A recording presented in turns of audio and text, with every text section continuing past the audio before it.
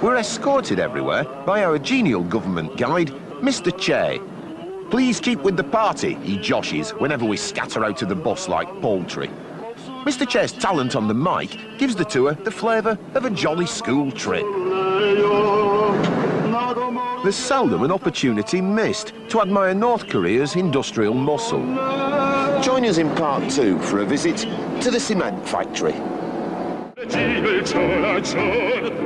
No bus tour of North Korea seems complete without a brush with heavy industry. If you're lucky, you may visit the Wonsan Disabled Soldiers Plastic Daily Necessities Complex, or here, the Sangwon Cement Factory. This gigantic magnetised spike roller crushes limestone rocks and turned our camera to black and white.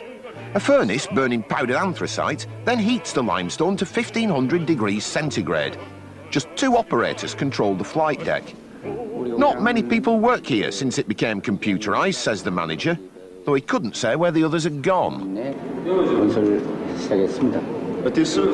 construction of this factory has started in 1984 by the instruction of the dear leader Kim Jong-il. Every year, 2 million tons of cement of the capacity. What is the yellow light for on the top there of the control panel? We just 노란 emergency signal device to inform here what is happening in the just working place. Emergency signal device.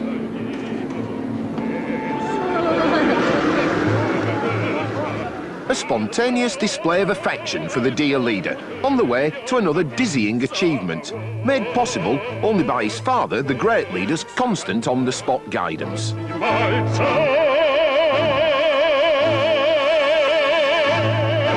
Yes, it's the occasion of our trip to the West Sea Barrage on the Daidong River.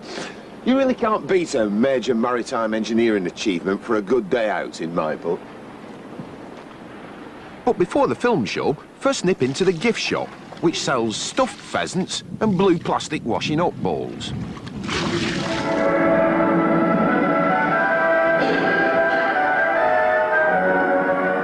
There's the great leader. The West Sea Barrage is in the mouth of the Daidong River, which is one of the 5 long rivers of our country. And the dear leader. There is nothing, no matter too complex for which he cannot deliver on-the-spot guidance. Equipment and materials, under the wise leadership of the Workers' Party of Korea.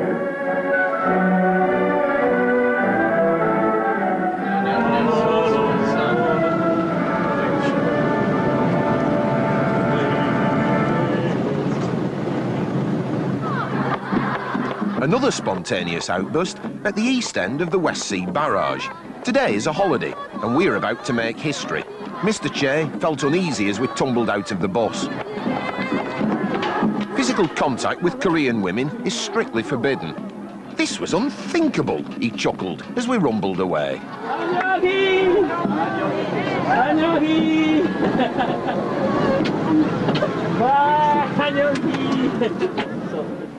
The Grand People's Study House in Pyongyang, where we're marshalled into the record library to hear an example from the British collection.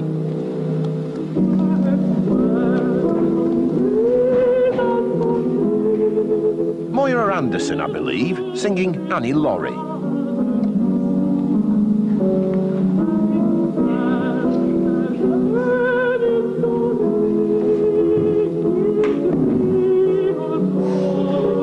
As you know, the underlying idea of our country's foreign policy is independence, peace and friendship. We establish friendly relations with all countries that are friendly towards our country and promote economic and cultural exchange with them. In the early 1950s, Pyongyang was flattened and over 2 million North Koreans were killed in what US President Truman called a police action, but the rest of us call the Korean War. Small wonder then that they display the carcasses of American aircraft and the confession of an American helicopter pilot shot down in 1994.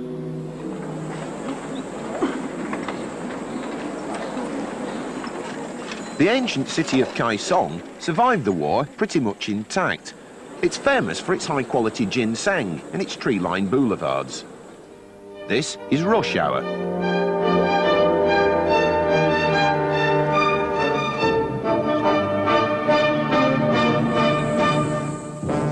70 kilometres to Seoul, the capital of South Korea.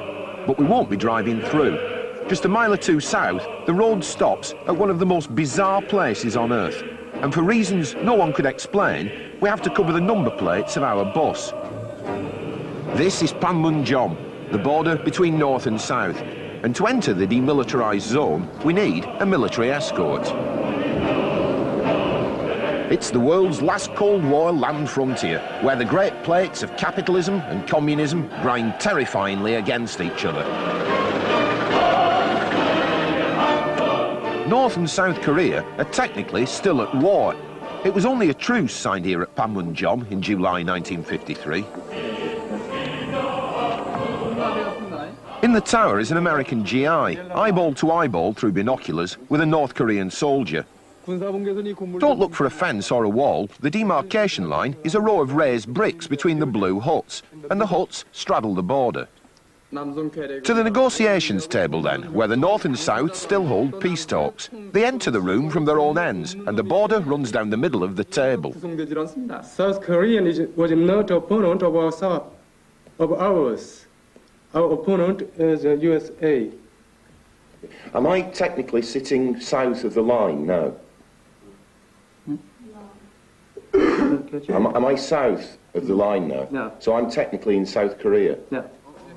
Oh, sorry. Check out the world's most tense frontier again. It's that black line on the ground.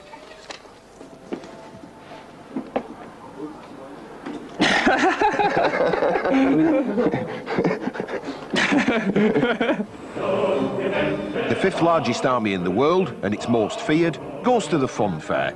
The Dodgems and Big Dipper were favoured by the officers. Young conscripts scrambled for the mini-MiG fighters.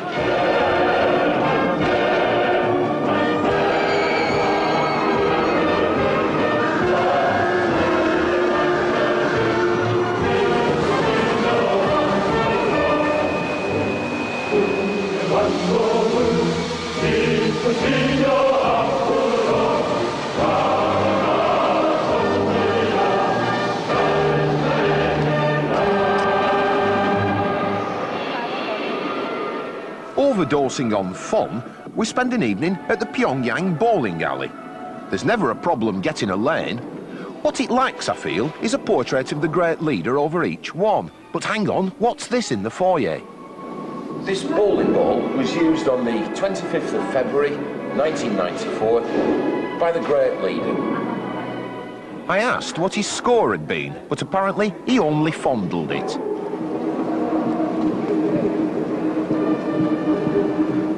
Pyongyang gears up to celebrate the 50th anniversary of the Korean Workers' Party.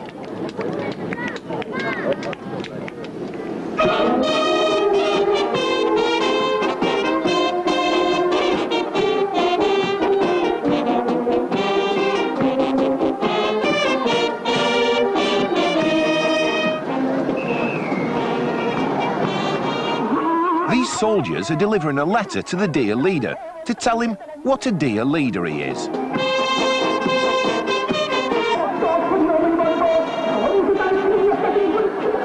Before and after work, intensive rehearsals for the mass games and displays bring the city to a standstill. Bloody hell. Bloody hell.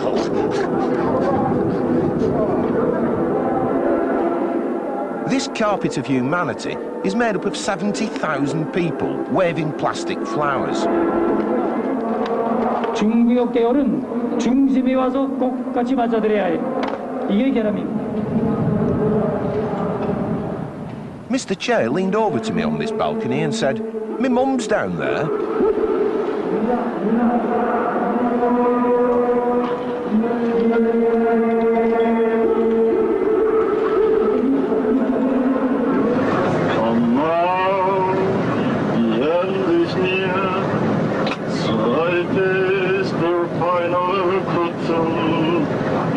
We couldn't have wished for a more cooperative or good-humoured minder, and so the whole bus joins Mr. Che for his big number. I'm certain, I believe the life that's full. I have traveled each and every highway, more, much more than this.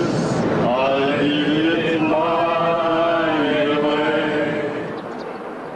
Just whose way now is hard to predict.